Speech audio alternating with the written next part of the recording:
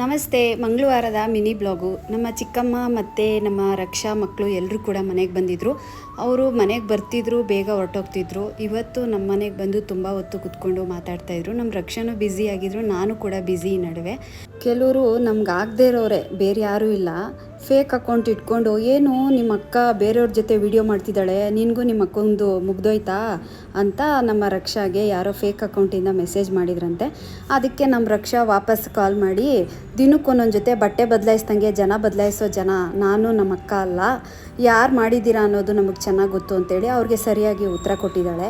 ಇತ್ತೀಚೆಗೆ ನಾನು ಅಮ್ಮಂಗೆ ಹುಷಾರಿಲ್ಲ, ನಾನು ಅಮ್ಮನ ನೋಡ್ಕೊಳ್ಳೋದ್ರಲ್ಲಿ ನಾನು ಬ್ಯುಸಿ ಇದ್ದೀನಿ, ಶೂಟಿಂಗ್ ಹೋಗೋ ಬ್ಯುಸಿಲಿ ರಕ್ಷಾ ಇದ್ದಾಳೆ.